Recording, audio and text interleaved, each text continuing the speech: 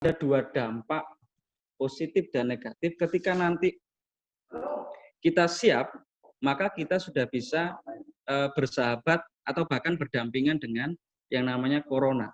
Tapi kalau tidak, ini akan memicu gelombang kedua atau bisa disebut dengan second wave, ya, gelombang kedua atau meningkatnya kasus COVID-19. Maka dari itu, tidak panjang lebar, mari kita simak ya penjelasan dari Dr. Laurentius Laka tentang regulasi diri di era new normal. Kami persilakan kepada Pak Dr. Laurentius Laka untuk menyampaikan materi.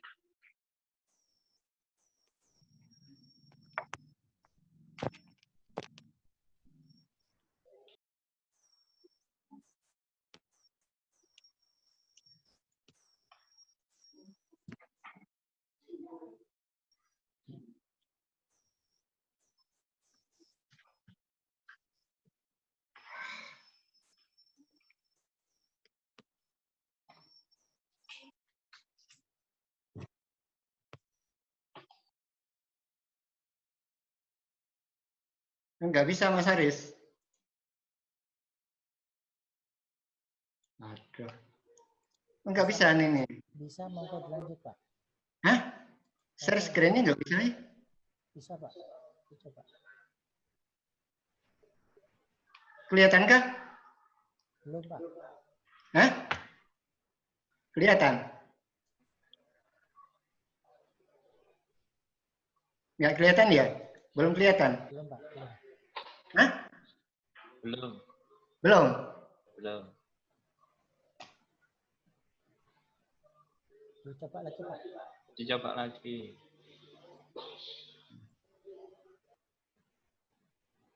Kelihatan ya? Siapa?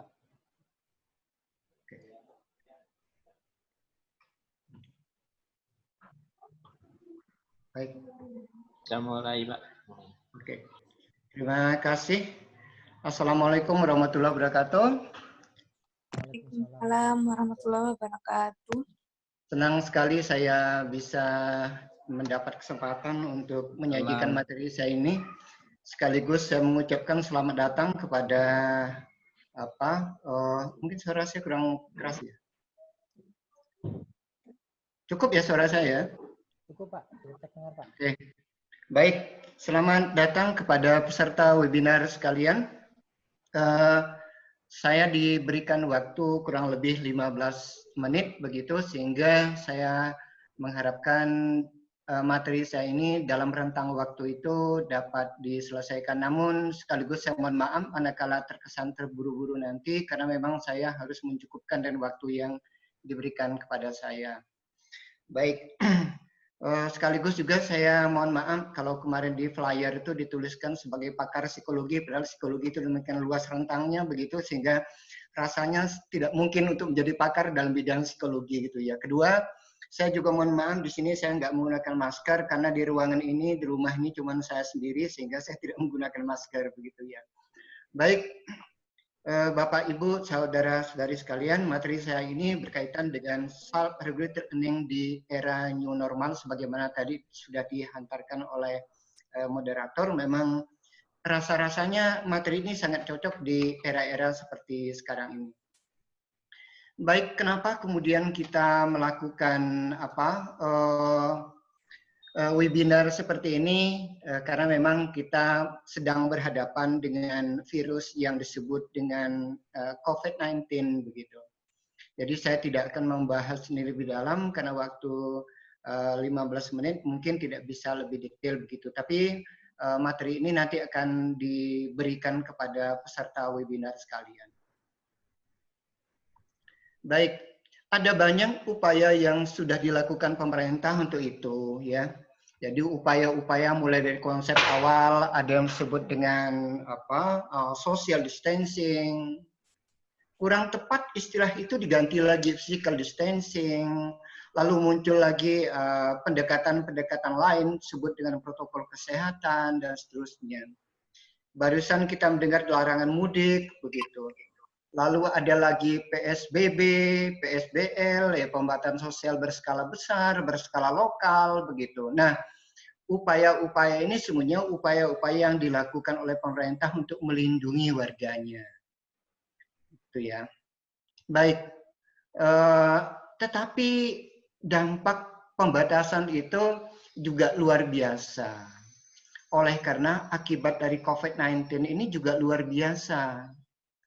Misalnya berkaitan dengan aspek sosial, ekonomi, budaya, politik, pendidikan, dan lain-lain.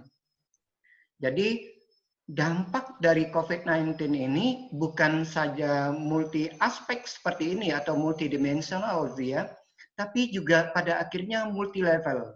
Mulai dari individu, keluarga, komunitas, masyarakat, begitu. Demikian luar biasa dampaknya. Baik. Nah, muncullah akhir-akhir ini konsep yang sering didengungkan, sebuah frase yang sering muncul ya belakang ini, yaitu new normal. Sebuah istilah yang menunjukkan harus ada perubahan perilaku untuk tetap menjalankan aktivitas normal, tetapi dengan menerapkan protokol kesehatan dengan tujuan untuk mencegah terjadinya penularan daripada pandemi itu. Nah, nanti hal ini akan saya kupas lebih dalam. Lalu bagaimana dunia pendidikan menyikapinya? Ya. New normal, ya, yang dengan istilah-istilah normal seperti ini, mulai dari physical distancing, kemana-mana harus menggunakan masker, rutin atau sering cuci tangan, begitu, bahkan bersalaman, tidak bersentuhan kulit, dan seterusnya. New normal, sebuah perubahan perilaku. Ya. Disukai atau tidak, perubahan itu akan tetap terjadi. Berubah mungkin tidak akan menjadi lebih baik, tetapi tanpa perubahan pasti juga tidak akan menjadi lebih baik. Penerimaan personal terhadap perubahan itu terjadi manakala ada harmoni dengan perubahan itu sendiri. Bagaimana bisa sampai kepada harmoni itu? Pasti ditumbuhkan dari sebuah kesadaran. Nah, saya ingin menegaskan, di dunia ini tidak ada sesuatu yang tidak berubah, kecuali perubahan itu sendiri. Nah, saya ingin mengutip sedikit dalil atau hukum yang dikemukakan oleh Thorndike. Ia mengatakan, jika ada kesempatan yang cukup untuk mempersiapkan diri menghadapi situasi yang berubah itu, maka dampak kaget akan berkurang. Dan mungkin orang akan lebih mudah menerimanya. Ini adalah hukum kesiapan. Tetapi jika perubahan itu terjadi seketika, dalam kondisi orang tidak siap, mungkin orang akan terkaget-kaget, cemas pasti. Dalam kondisi kaget seperti itu, tetapi hidup itu pun harus tetap berjalan. Lalu, bagaimana cara menghadapinya? Nah, mau tidak mau bagaimana cara menghadapinya, orang harus melakukan penyesuaian diri. Saya ingin mengupas kalau penyesuaian diri bisa dimaknai sebagai adaptasi, bisa dimaknai sebagai konformitas, bisa dimaknai sebagai mastery, begitu. Saya ingin mengulas sedikit tentang yang berkaitan dengan pembelajaran. Dalam hal ini berkaitan dengan mahasiswa. Penyesuaian diri mahasiswa. Apa yang dilakukan mahasiswa kemudian? Ya harus sering cuci tangan, kemana-mana harus pakai masker, lalu tidak mengurangi aktivitas-aktivitas kegiatan di perpustakaan mungkin, tetapi tetap menjaga jarak, tetapi tetap menggunakan protokol kesehatan, tetapi tetap menggunakan masker.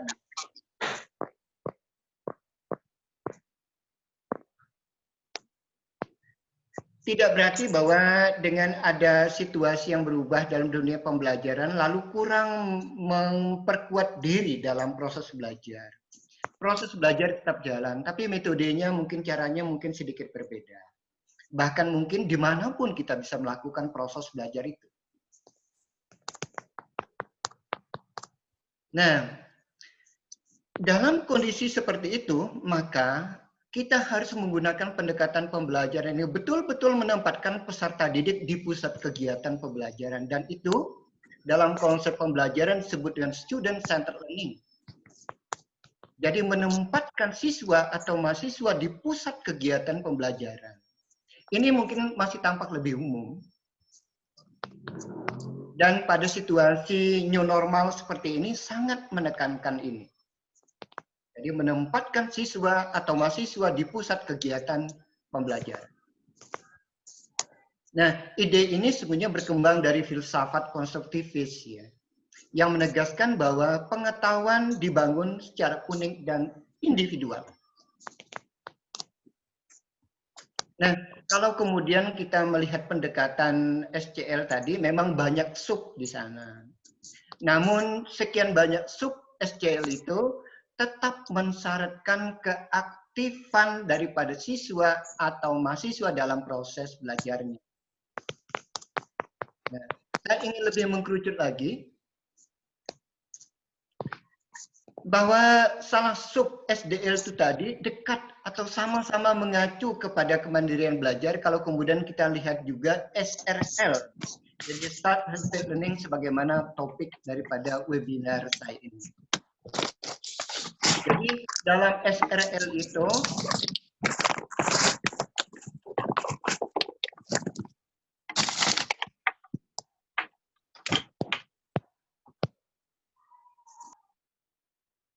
ya, saya harus berhenti sejenak ya, terlalu mengganggu webinar suaranya ya. Yang tidak demut aja Mas Aris ya. Baik, ada banyak strategi SRL itu. Dan ini pun masih sifatnya umum saja. Pada akhirnya nanti saya akan mengkaitkan lebih dekat lagi kepada usia daripada siswa atau mahasiswa. Salah satu strategi itu adalah evaluasi diri.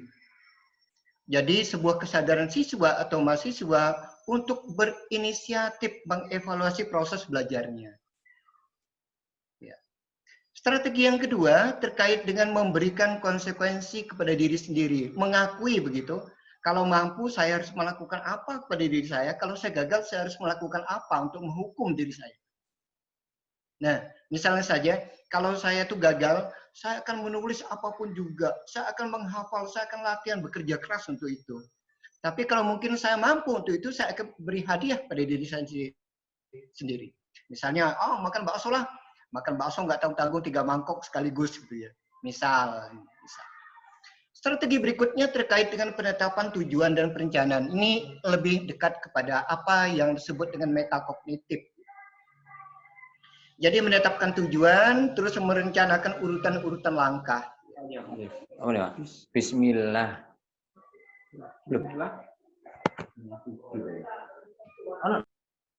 Ya. Berikutnya adalah pengorganisasian dan pengubahan. Ini juga perlu dilakukan oleh siswa atau mahasiswa. Jangan sampai kemudian bahan-bahan kuliah atau bahan-bahan pelajarannya menjadikan tumpukan saja, tidak diutak-atik, tidak kemudian disusun kembali. Strategi ini juga penting. Strategi berikutnya adalah pencarian informasi. Nah, saya ingin menekankan pencarian informasi di era new normal ini ya. Jadi mencari informasi dari sumber manapun, begitu, terutama yang dari non-sosial. Jadi sepertinya kita dimanapun juga bisa mengakses ya, kalau itu bisa diakses, lokasinya bisa mengakses informasi apapun juga. Kemudian strategi berikutnya berlatih dan mengingat. Nah, dulu ketika saya belum masuk dunia psikologi, saya membayangkan psikologi itu merenung-renung saja, nggak ada hitung-hitungannya. Ternyata tidak begitu. Nah, dalam kondisi seperti itu, di psikologi khususnya, maka rumus-rumus yang diberikan, disajikan, dibahas di bangku kuliah itu tidak cukup hanya diketahui saja, tapi juga membutuhkan kerelaan kita untuk melatih diri menggunakan rumus itu. Strategi berikutnya yaitu bagaimana menata lingkungan. Nah, ini mungkin bagi Bapak Ibu yang mungkin punya putra-putri sedang dalam dunia sekolah begitu, harus memanggil kesadaran kita juga bahwa penting untuk menata lingkungan dia. Ruang belajarnya mungkin jauh dari tempat TV dan seterusnya. Menata lingkungan.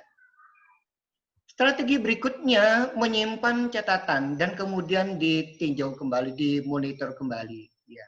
Ini nanti ada kaitannya dengan strategi berikutnya. Jadi saya bangga, senang ketika saya mengajar mahasiswa-mahasiswa saya di Universitas Siddhartha, luar biasa. Saya mengapresiasi mahasiswa saya. Jadi kalau kita mengajar, mereka aktif mencatat seperti itu. Itu menunjukkan bahwa ada indikator motivasi belajar yang tinggi pada mahasiswa saya. Kemudian memeriksa kembali ini buku-buku teks gitu ya. Jadi membaca buku-buku teks itu ke perpustakaan atau ke toko buku begitu. Itu penting ya. Tidak kemudian ini dibuka bukunya lalu tidur di atas buku, tidak begitu. Ya. Strategi berikutnya yaitu memeriksa kembali catatan-catatan yang sudah dibuatnya. Jadi dicatat, bukan hanya sekedar dicatat, tapi dicatat untuk dipelajari kembali gitu. Oleh sebab itu dibutuhkan catatan itu yang rapi. Maka tadi ada strategi lain lagi yang mengatakan di-organizing, diatur. Berikutnya, memeriksa kembali soal-soal ujian. Ini juga penting. Sebab apa? Seringkali yang diujiankan itu dipandang guru atau oleh dosen dipandang sebagai sesuatu yang penting. Sehingga strategi ini pun menjadi penting. Strategi berikutnya mencari bantuan kepada teman-teman sebaya. Ini juga penting ya. Sebab barangkali kita tidak bisa mengatakan semua mampu kita kuasai, kita ingat, kita terampil untuk itu, tidak. Diskusi dengan teman-teman, rekan-rekan kita itu juga penting. Strategi yang penting berikutnya terkait dengan meminta bantuan kepada guru atau dosen. Itu juga penting ya. Jadi memang betul dosen adalah pelayan bagi mahasiswa, tapi mungkin ada batas-batas tertentu di manakala kita sangat tidak tahu, kita membutuhkan bantuan atau bertanya kepada guru atau dosen. Ini juga strategi yang penting. Dan strategi yang mungkin ini adalah strategi terakhir, yaitu bagaimana siswa atau mahasiswa mencari bantuan atau bertanya kepada orang dewasa. Bisa kepada orang tua atau orang dewasa yang lainnya di luar guru atau dosen kita. Nah, ada 14 strategi yang penting bagi seseorang untuk mengatur dirinya dalam belajar. Nah, mungkin poin saya ketika 14 strategi itu masih tampak umum, saya ingin mengkaitkan lagi dengan generasi. Generasi itu apa sih? Generasi itu lebih kepada orang-orang yang lahir pada rentang waktu tertentu yang dianggap oleh karena adanya pengaruh lingkungan memiliki kecenderungan yang sama baik dalam hal bersikap maupun berperilaku. Nah, kita melihat bagaimana sih penggolongan atau kategori daripada generasi ini. Ada yang disebut sebagai, saya ingin langsung masuk kepada generasi Z saja. Jadi orang-orang yang lahir pada tahun 95 sampai 2010. Dan mungkin para mahasiswa, calon mahasiswa lebih pada rentang usia itu. Apa yang paling dominan sikap atau perilaku mereka sesungguhnya? Jadi generasi Z itu disebut juga generasi yang sangat akrab dengan dunia-dunia internet begitu. Nah, dia berada di sini di generasi Z. Mereka memiliki karakteristik yang cukup bisa diadopsi oleh new normal seperti sekarang. Mereka sangat fasih dengan teknologi. Mereka juga cukup dalam arti kehidupan sosial mereka. Kemudian juga sangat ekspresif, memiliki toleransi yang cukup tinggi atas perbedaan-perbedaan budaya. Dan tentu juga mereka ini ada suatu kekhasan, mudah bosan begitu ya, mudah berpindah-pindah, mungkin pekerjaan atau pemikiran begitu. Nah, itu karakteristik daripada generasi Z ini. Nah, dari hal yang umum 14 strategi itu tadi, saya ingin mengkaitkan memiliki wadah yang tepat pada generasi Z ini. Gitu ya. Jadi bagi mereka, saya ingin menyimpulkan bahwa pandemi COVID ini sebagai sebuah keniscayaan, sesuatu yang tidak terbantahkan adanya. Kemudian dampaknya juga tadi saya katakan ini sudah multi level, multi aspek. Gitu ya. Jadi aspeknya kemana-mana, termasuk juga dalam dunia pendidikan. Gitu ya.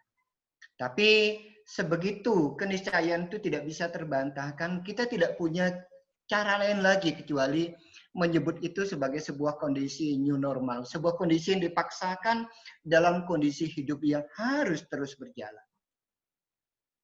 Nah, pada generasi Z ini yang tumbuh dan berkembang di era teknologi ini, mereka akan memiliki kecenderungan yang relatif mudah untuk beradaptasi, tetapi kemampuan mereka beradaptasi ini pun membutuhkan syarat, yaitu adanya dukungan, baik itu dari keluarga, pemerintah, dan lembaga pendidikan. Terkait dengan dua hal dukungan itu sesungguhnya bagi saya, yaitu terkait dengan kuota internet dan akses internet. Jadi pemerintah, keluarga, dan lembaga pendidikan harus paham dengan itu gitu. Sehingga generasi kita tumbuh dan berkembang dapat dikembangkan dalam kondisi new normal seperti sekarang ini. Nah, capaian hasil belajar sebagian tergantung pada dukungan-dukungan itu, sebagian lagi tergantung bagaimana serius atau tidak sih siswa atau mahasiswa kita menggunakan atau menerapkan strategi sebagaimana tadi saya sudah sampaikan ada 14 strategi itu. Baik.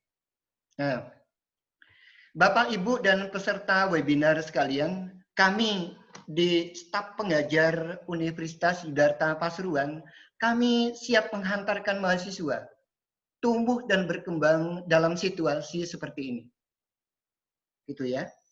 Nah, barangkali itu yang bisa saya sampaikan di waktu yang sangat terbatas ini. Mohon maaf manakala saya sering terburu-buru rasanya untuk menyampaikan ini karena saya dikejar waktu 15 menit itu. Matur nuwun, waktu saya kembalikan kepada moderator. Wassalamualaikum warahmatullahi wabarakatuh.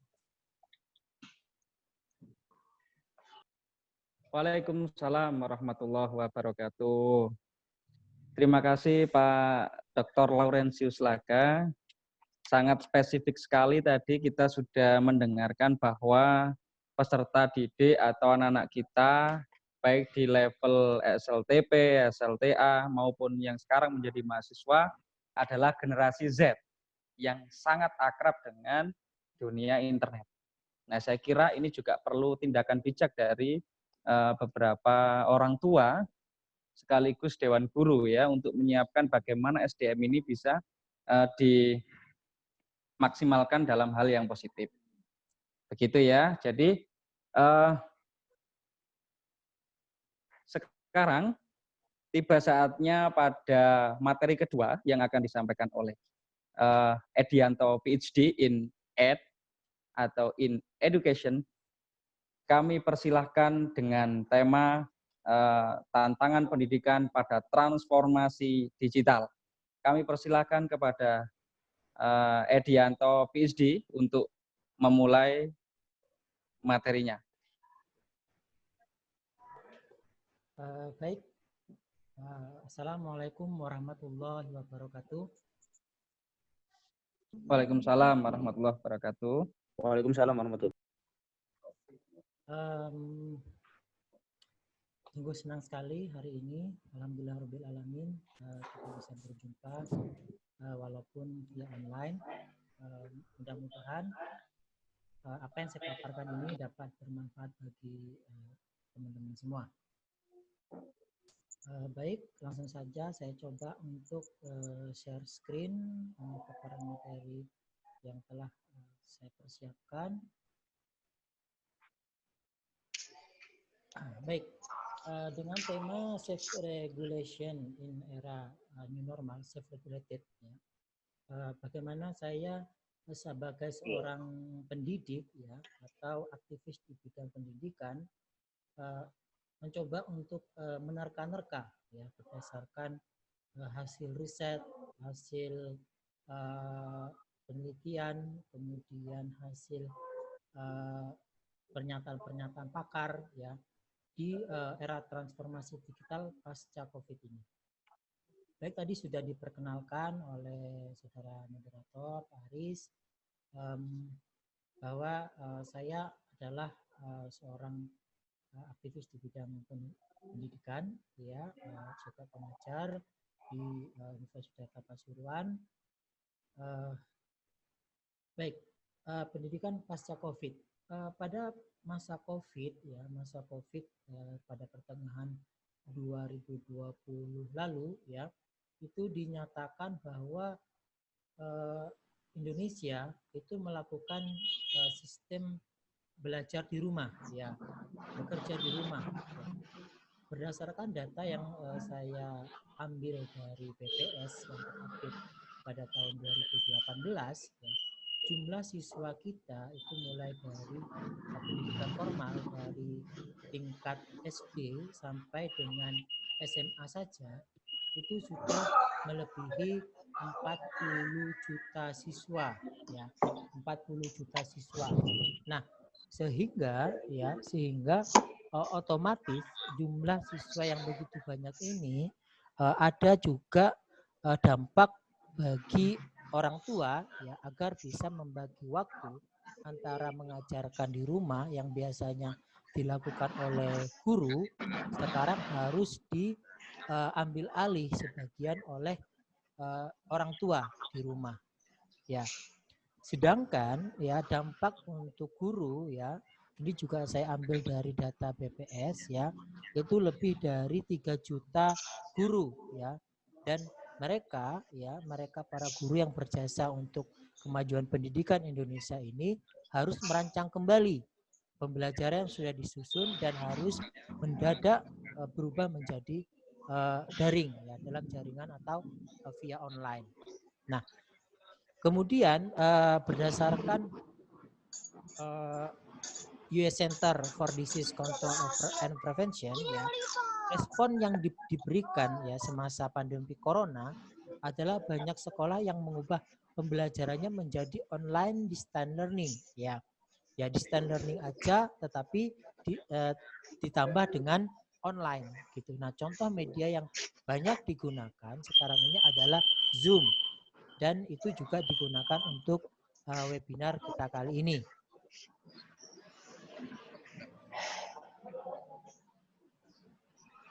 Nah, di sini terdapat hambatan, ya, hambatan ketika kita melakukan kegiatan melalui daring ini, ya, terutama adalah ketidakmerataan akses teknologi, ya. Di daerah pedesaan, ya, atau di daerah atau bagi mereka keluarga yang kurang mampu itu sangat sulit untuk mengakses internet, ya. Mendapatkan akses internet itu sangat berpengaruh sekali dengan berpengaruh sekali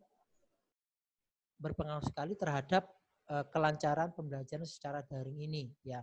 Apalagi ketidaksiapan itu memang ketidaksiapan itu sudah lumrah gitu, ya, sudah lumrah, artinya kita yang sudah terbiasa belajar secara klasikal atau belajar tatap muka di kelas harus dipaksa secara 180 derajat harus menggunakan teknologi berupa dalam jaringan. Nah, sehingga dua aspek ini, ya, daerah pedesaan yang jauh dari teknologi dan keluarga yang kurang mampu itu sangat berdampak sekali. Nah, tentu saja semua merasakan dampaknya, ya, apalagi orang tua siswa tadi yang harus mendampingi putra-putrinya belajar di rumah. Padahal tugas itu dilakukan oleh guru di sebelumnya. Nah, kemudian pasca COVID, ya, dampak corona itu dapat berimbas pada hasil belajar, ya, dan perkembangan siswa. Tentu saja ini berupa knowledge, ya, pengetahuan yang didapatkan oleh siswa ketika dia belajar secara mandiri di rumah dengan belajar di sekolah, ya. Akan ada porsi yang sangat jauh sekali belajarnya, ya. Berdasarkan data, ya, sistem online sistem sekolah online tingkat keberhasilan sistem online itu hanya mencapai 17% saja ya. Ketika kita merujuk pada sekolah-sekolah online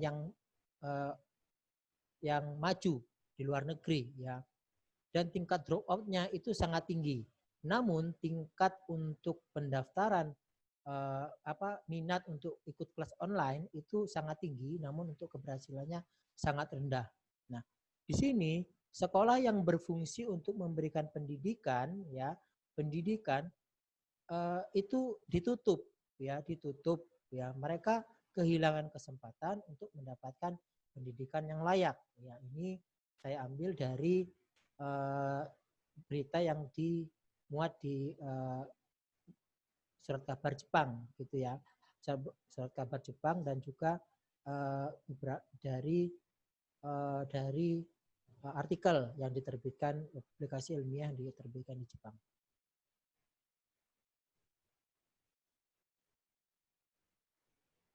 Baik, di sini solusinya ya, kita pasca COVID itu kita pertama adalah pembiasaan belajar mandiri ya. Kita mengambil hikmah dari peristiwa COVID ini, artinya dengan paksaan yang kita belajar di rumah, artinya siswa ya atau kita ya itu telah terbiasa untuk melakukan pembelajaran mandiri ya. Berdasarkan penelitian dilakukan oleh Syaf, Karya Dinata dan Widya Stuti ya, tingkat kemandirian belajar pasca COVID ya pada era COVID ini mencapai 65% ya. Kalau sebelumnya itu hanya sekitar 17%, dengan paksaan itu sudah mencapai 65% pada pembelajaran daring mata kuliah kalkulus untuk materi vektor. Begitu. Nah, kemudian berdasarkan artikel yang ditulis yang dimuat di International Journal of Advanced Science and Technology ya, dengan menggunakan blended learning ya, dengan Moodle ya, tingkat keefektifan model pembelajaran pada siswa selama masa COVID-19 adalah efektif ya, dan dapat menjadi solusi pembelajaran online ya. Diketahui pada saat pretest itu tingkat kemampuan siswa itu 74,4 dan pada post-test itu 86,4, sehingga belajar mandiri di rumah ya, dengan adanya peristiwa COVID ini kita bisa mengambil hikmahnya bahwa siswa ya itu dapat belajar lebih mandiri gitu, dan mungkin setelah pasca COVID ketika kembali ke sekolah tingkat pembelajaran mandiri ini tetap harus dijaga seperti itu. Dan yang terakhir adalah yang saya ambil dari Handbook of Facilitating Flexible Learning During Educational Disruption ya, bahwa kita dapat mengaplikasikan online learning ya untuk menciptakan pembelajaran yang fleksibel seperti itu. Nah, penggunaan dan pengasimakan metode pembelajaran ini dapat membantu siswa membangun jalur belajar mereka sendiri ya, dan secara aktif berkontribusi membangun pengetahuan ya. Mungkin begitu ya pemaparan dari saya yang cukup singkat ini. Kurang lebihnya mohon maaf, jika ada pertanyaan bisa dilanjutkan oleh moderator, dan terima kasih. Assalamualaikum warahmatullahi wabarakatuh. Waalaikumsalam warahmatullahi wabarakatuh. Waalaikumsalam warahmatullahi wabarakatuh. Terima kasih. Saya yakin peserta webinar kali ini ada sebagian yang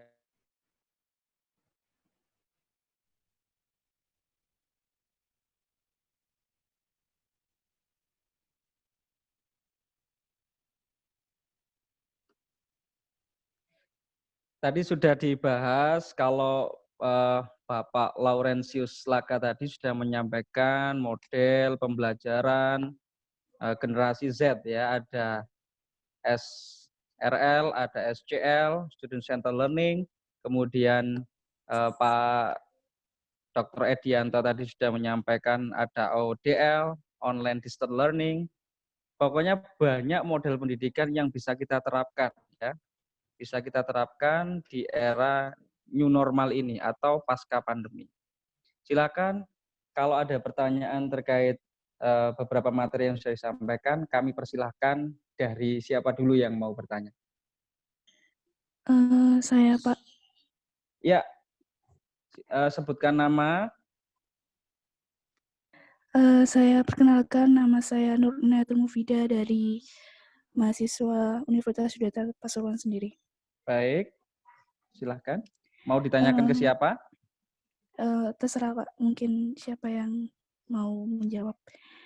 Baik.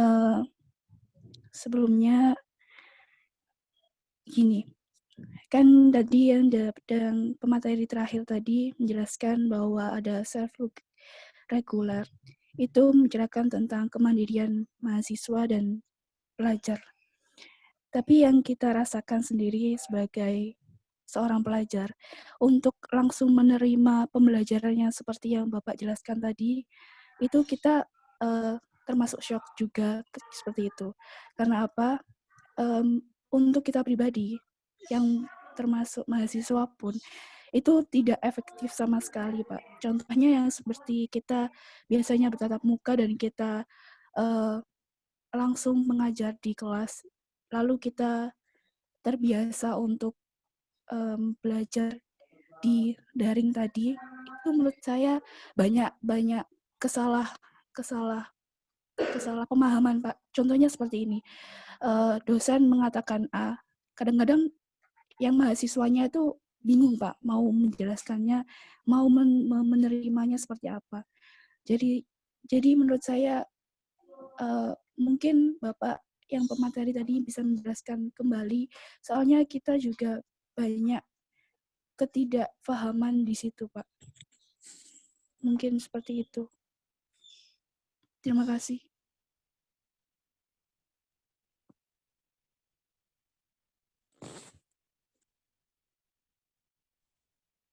Baik. Saya bisa menangkap. Jadi silakan yang disinggung tadi pemateri kedua, ya, pemateri kedua Pak Edianto. Ada beberapa model pembelajaran tadi yang mengatakan bahwa salah satu model pembelajaran atau self-regulate learning tadi itu cukup efektif atau yang bisa dikatakan bisa diterapkan. Tapi kenyataannya masih banyak beberapa siswa atau mahasiswa yang merasa itu belum efektif dan banyak hambatan, terutama pada transfer knowledge-nya. Nah, bagaimana Pak?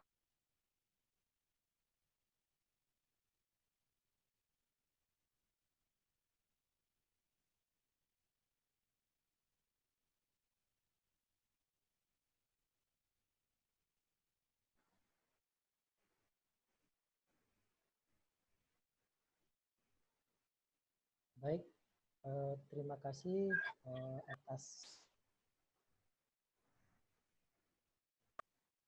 sebentar, ini masih saya coba semua ya, seluruh peserta.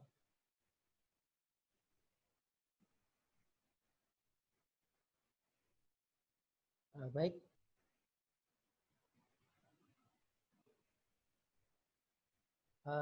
terima kasih sekali atas pertanyaannya. Memang tadi sudah saya jelaskan bahwa pembelajaran online itu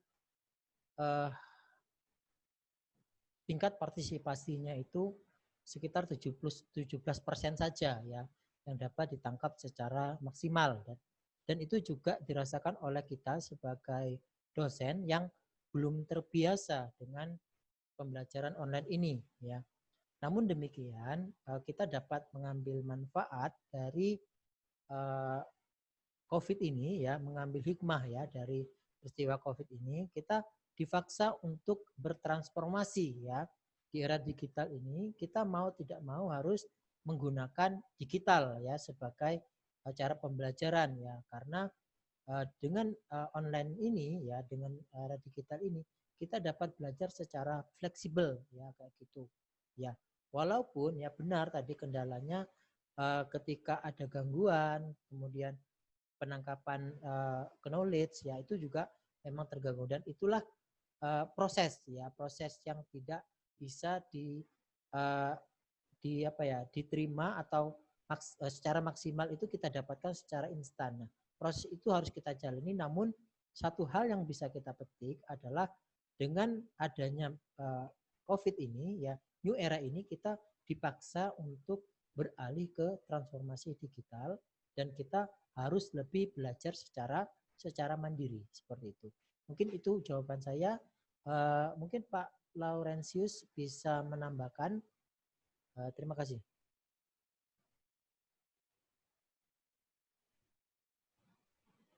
Pak Edi ya. Oke, terima kasih. Izinkan saya untuk menambahkan jawaban Pak Edi terkait dengan hal itu. Jadi kalau boleh dibilang dibungkus dalam sebuah kesimpulan, efektif atau tidak sih pembelajaran menggunakan daring seperti ini? Katanya penanya tadi katanya kurang efektif. Tapi kemudian begini, bagi saya efektif tidaknya itu sesungguhnya kalau kita menggunakan kerangka berpikir menggunakan 14 strategi SRL tadi, begitu, maka sesungguhnya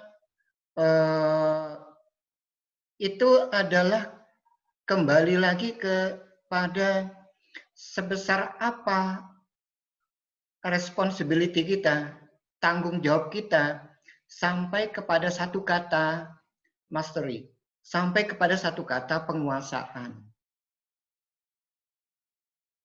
Saya ingin mengatakan begini, sampai kepada satu kata penguasaan. Tentu saja tidak semudah membalikkan telapak tangan untuk kita paham terhadap sebuah hal yang mungkin kita anggap sulit dikaitkan dengan materi perkuliahan tertentu.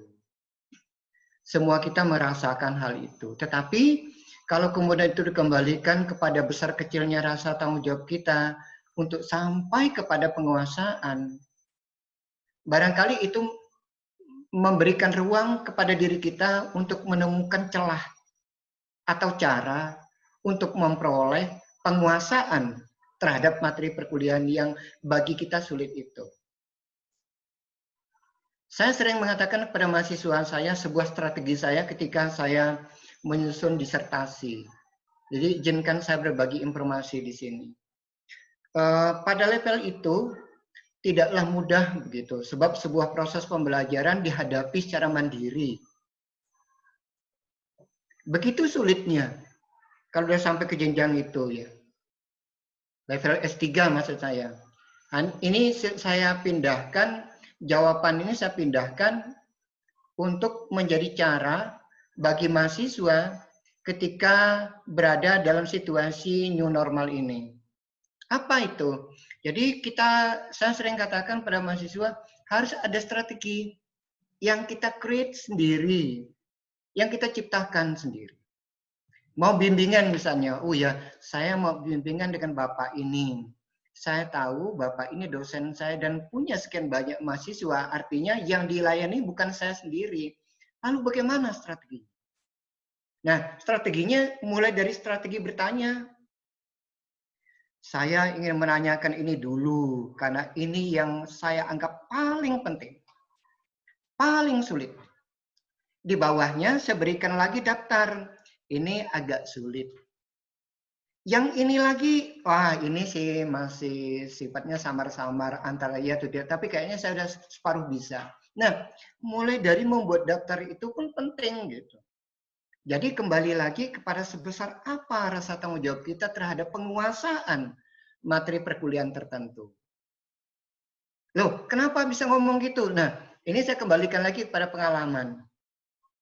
Oleh karena mudahnya mencari informasi di dunia maya sana, maka banyak tugas-tugas yang dikerjakan oleh mahasiswa atau siswa hanya copy, di paste, copy, paste, copy, paste. Nah, kalau seperti itu dipertanyakan, sebesar apa rasa tanggung jawab dia terhadap penguasaan materi pelajaran atau materi perkuliahan? Nah, bukan salah ketersediaan banyak sumber belajar gitu. Tapi bagaimana kemudian di era new normal ini kita mengatur diri dengan sekian banyak strategi, strategi apakah yang paling cocok bagi diri kita untuk sampai kepada penguasaan materi pelajaran atau materi perkuliahan tertentu. Jadi betul-betul kembali kepada individu, kepada siswa atau mahasiswanya. Bagaimana kemudian mengatur diri secara ketat untuk memperoleh apa yang kita inginkan dalam sebuah proses belajar. Barangkali itu yang bisa saya sampaikan. Terima kasih.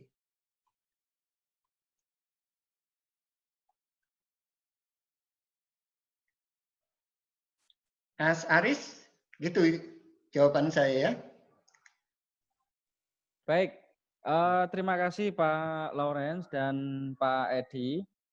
Jadi memang kita yang mau tidak mau harus beradaptasi pada kebiasaan lama dan menuju pada kebiasaan baru yang bisa disebut dengan transformasi digital. Jadi kebiasaan-kebiasaan tatap muka itu sekarang menjadi kebiasaan baru, yaitu transformasi digital. Nah, baik, penanya dari saudara siapa tadi? Tidak ya. Itu tadi jawaban dari 2 materi kita. Ada lagi dari penanya yang lain, terutama yang menjadi guru ini, misalnya yang berprofesi menjadi guru, silakan bisa konsultasikan di sini.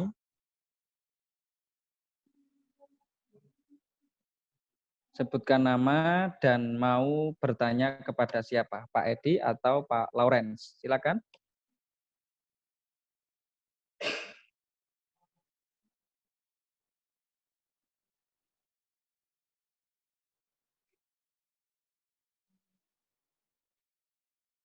Kami berikan kesempatan karena webinar akan kami tutup 10 menit lagi. Kami berikan kesempatan kepada peserta webinar untuk bisa berkonsultasi terkait masalah pendidikan, ya, dari kebiasaan lama menghadapi kebiasaan baru atau bisa disebut dengan new normal. Silakan.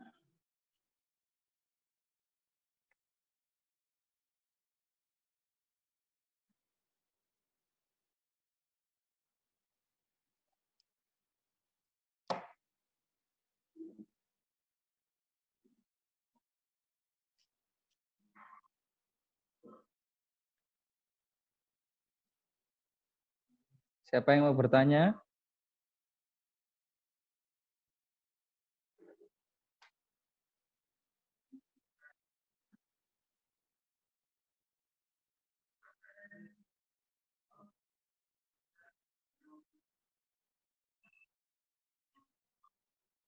Jika ingin bertanya, boleh pencet mikrofonnya ya. Jadi lepaskan di unmute.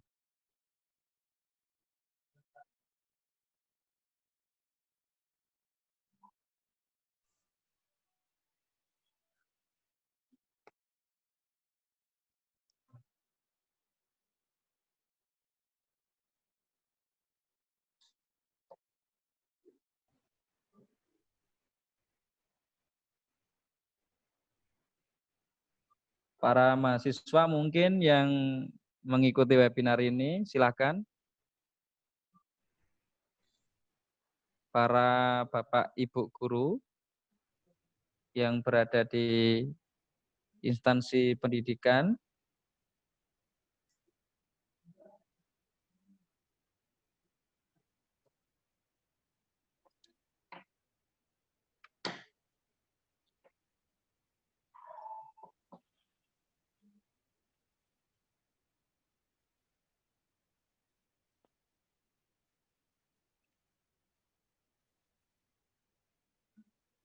halo, tidak ada?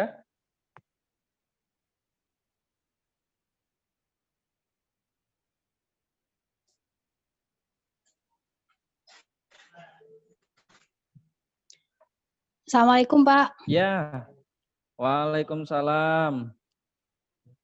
Siapa, dari mana, dan ingin bertanya kepada siapa?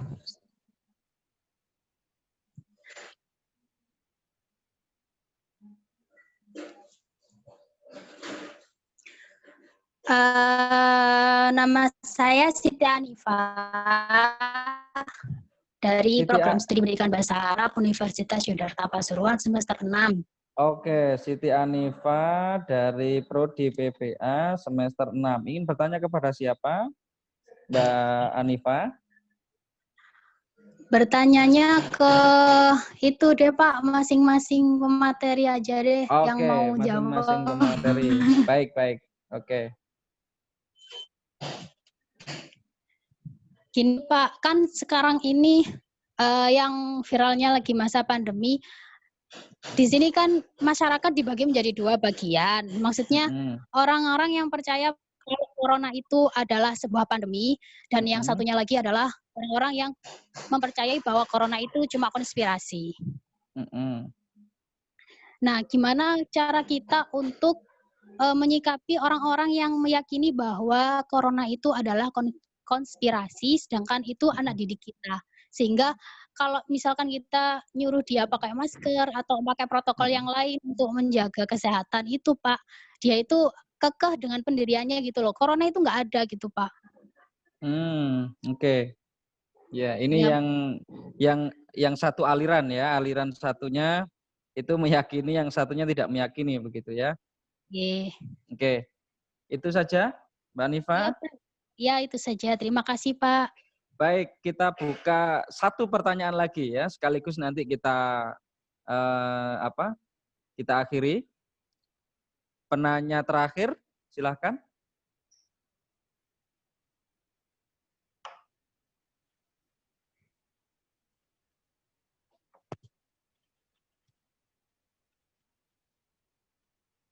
Halo, Bapak Ibu peserta, adakah yang mau bertanya?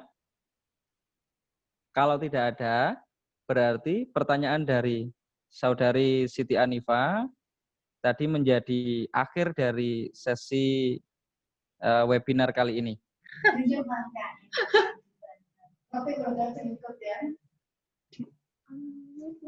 Baik, saya sampaikan kepada 2 pemateri kita, Dr. Laurentius Laka dan Dr. Edianto. Ini ada satu pertanyaan dari Mbak Siti Anifa, ya, jurusan PPA semester 6.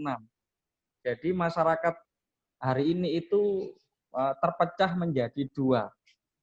Artinya terpecah menjadi 2 ini ada satu golongan yang meyakini bahwa ini adalah pandemi dan ini adalah sebuah virus. Nah, kemudian satu lagi itu tidak meyakini. Ya. Jadi sulit digerakkan untuk mentaati protokol kesehatan seperti memakai masker, kemudian hand sanitizer, bla bla bla bla, banyak sekali protokol kesehatan. Dan ini tidak mau diminta untuk melakukan itu. Dan lebih-lebih ini adalah peserta didik. Ya, lebih-lebih ini adalah peserta didik. Karena mungkin peserta didik itu sudah terkontaminasi dari isu atau wacana yang diberikan oleh orang tuanya. Wah, nggak ada corona dan sebagainya. Begitu ya. Baik, saya persilakan kepada Pak Dr. Laurentius Laka terlebih dahulu untuk menanggapi pertanyaan dari Mbak Siti Anifa. Oke. Terima kasih Mbak Siti Anifa atas pertanyaannya ya. Memang adalah fakta memang bahwa pada saat-saat sekarang ini ada dikotomi antara orang yang berpandangan pandemi itu betul memang oleh karena adanya virus, tetapi banyak juga orang yang masih mempercayai teori-teori konspirasi. Sejauh yang saya tahu, ada beberapa teori konspirasi itu. Salah satunya mengatakan bahwa virus itu memang ada, tapi oleh karena kebocoran laboratorium di Wuhan. ada lagi teori konspirasi yang mengatakan virus itu buatan Amerika, lalu dibawa tentara Amerika ke Wuhan. Ada lagi teori konspirasi mengatakan orang yang berada di balik layar itu adalah Bill Gates dalam upaya mengontrol populasi dunia. Jadi macam-macam teori konspirasi yang dihidangkan kepada publik. Nah, Mbak Siti Anifah dan teman-teman saya semua yang ada di webinar ini, bagi saya pribadi sebagai orang yang berada lebih banyak dalam hidup dalam dunia pendidikan begitu, saya tidak begitu terpengaruh dengan teori-teori konspirasi itu. Sebab bagi saya mempercayai itu sama juga kita masuk dalam apa yang disebut orang sebagai jebakan hoax gitu ya. Nah, kecuali kalau teori-teori yang disampaikan kepada kita memang ada teori yang mendasar dan itu tak terbantahkan. Nah, orang kita ini kan hidup dalam sebuah kelompok yang disebut dengan dunia ilmiah sesungguhnya. Oleh sebab itu cara berpikir kita juga harus menggunakan sudut pandang ilmuwan begitu. Itu menurut saya. Jadi abaikan teori-teori konspirasi yang di sana, apapunlah orang menyebutkan itu, lebih di atas semuanya itu kita butuh selamat. Kita butuh jauh dari sakit penyakit. Kita butuh badan kita tetap sehat. Nah, oleh sebab itu, maka sekali lagi saya tekankan, mungkin saya bungkus dalam sebuah pernyataan, ikuti orang-orang yang memang berkecimpung di bidang itu dengan sudut pandang ilmuwan. Sudut pandangnya ilmuwan. Jadi jangan sudut pandang, aku percaya nih ada teori konspirasi lagi, aku percaya itu, muncul lagi, aku percaya itu. Padahal teori konspirasi itu yang dikemukakan oleh orang-orang itu lebih banyak bumbu bohongnya gitu ya, ketimbang mengungkapkan fakta-fakta lapangan. Jadi oleh sebab itu sudut pandang kita sebagai orang yang berada dalam bidang akademis seperti ini tidaklah bisa meminjam sudut pandang para pembuat-pembuat hoax itu gitu. Jadi mungkin itu yang bisa saya sampaikan. Jadi tetaplah menggunakan sudut pandang bagaimana ilmuwan menjelaskan adanya virus corona dan penularannya dan bagaimana kita mengetahui tanda dan gejala untuk kemudian menghindari kita dari penularan virus itu. Oke, barangkali itu yang bisa saya sampaikan. Terima kasih.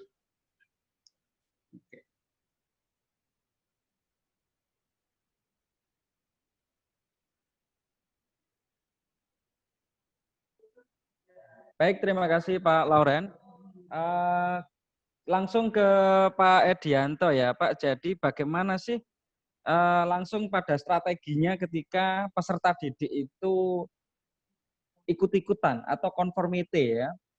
Orang tuanya bilang begini, akhirnya ikut begini. Diomongkanlah ke gurunya. Nah, bagaimana mengcounter itu supaya peserta didik kita itu tetap punya pemikiran bahwa ini memang virus, kemudian kita harus jaga kesehatan, kemudian protokol kesehatan kita juga harus lakukan. Bagaimana caranya? Silakan Pak Edi.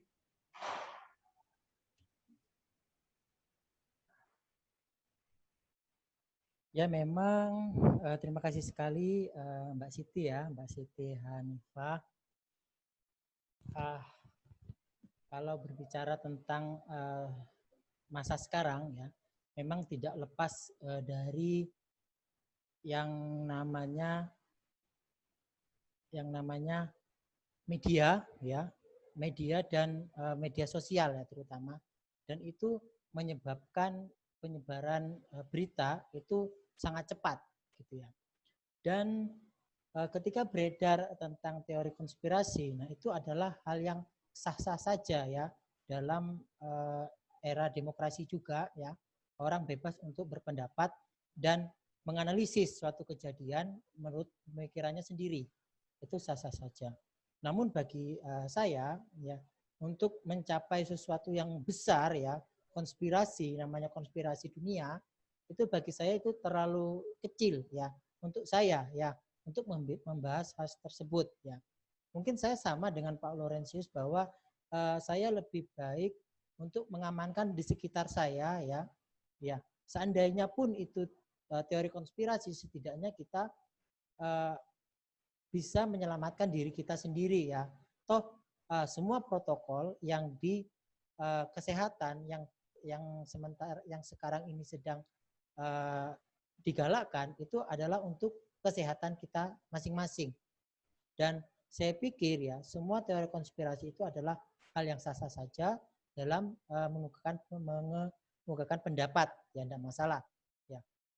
Tapi kembali lagi bahwa kita harus berpikir dengan nalar bahwa kita itu adalah siapa, ya, dan kemudian apa yang harus kita sebar, ya, dan apa yang harus kita lakukan untuk kebermanfaatan di sekitar kita. Mungkin itu yang bisa saya tambahkan. Terima kasih.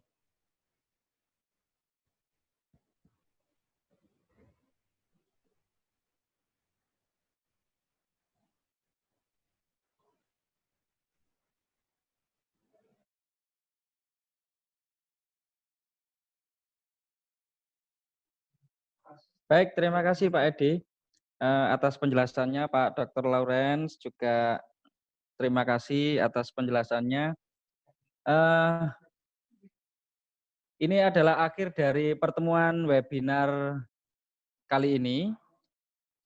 Jadi saya mengucapkan terima kasih kepada peserta webinar yang mulai awal sampai akhir sudah mengikuti webinar kali ini dengan tema self-regulasi di era new normal. Jangan lupa nanti dapatkan e-sertifikat dari Universitas Yogyakarta Pasuruan yang diprakarsai oleh LPPM. Baik, saya ucapkan terima kasih kepada Pak Edianto PhD in Education, kemudian Pak Dr. Laurentius Laka sebagai pemateri dalam webinar kali ini. Terima kasih kepada peserta yang mulai awal sampai akhir mengikuti webinar ini. Mudah-mudahan webinar ini memberikan manfaat yang lebih besar, kemudian dapat ditularkan ya kepada beberapa kolega kita yang membutuhkan. Selamat beraktivitas dan semoga sehat selalu. Saya akhiri, saya moderator Aris Setiawan. Assalamualaikum warahmatullahi wabarakatuh.